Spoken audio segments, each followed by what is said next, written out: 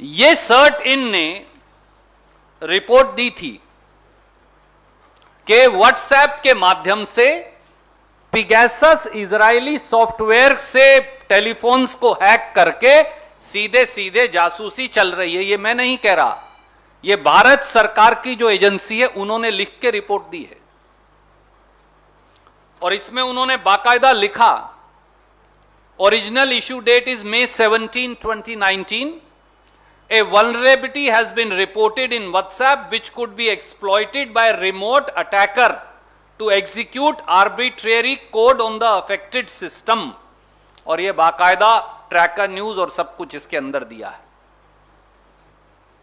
अब साथियों सवाल ये है कि ये पिगैसस है क्या? ये एक इजरायली कंपनी है NSO और ये कहते हैं कि हम ये सॉफ्टवेयर केवल और केवल सरकार को ही बेचते हैं और किसी को नहीं। कोई कह सकता है भैया ये तो सरकार मोदी जी ने तो खरीदा नहीं होगा, तो मैं इसलिए उनकी वेबसाइट का भी आपको रिलीज कर रहा हूं, ये पिगैसस NSO की वेबसाइट से। और उन्होंने साफ तौर से कहा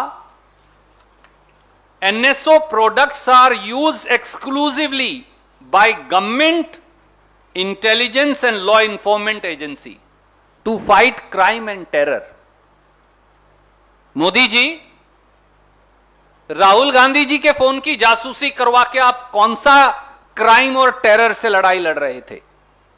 Hindu, Indian express, TV 18, India today, frontier TV, wire, news click, इनकी जासूसी करवाकर आप कौन से टेररिस्ट से लड़ रहे थे?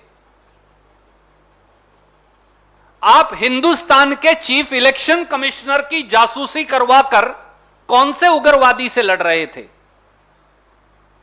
आप एसोसिएशन फॉर डेमोक्रेटिक रिफॉर्म्स के जगदीप छोकर साहब की जासूसी करवाकर कौन से उग्रवादी से लड़ रहे थे?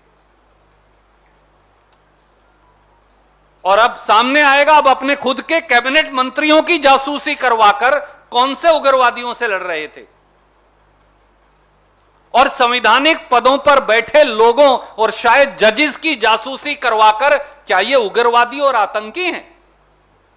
और राहुल गांधी जी के स्टाफ की जासूसी करवाकर अब 5 लोगों के उनके स्टाफ के भी नाम सामने आए, तो आप कौन से उग्रवादी से लड़ रहे थे? क्योंकि ये पिगैसस का सॉफ्टवेयर तो केवल आपको बेचा गया, सरकार को बेचा गया और आपने खरीदा।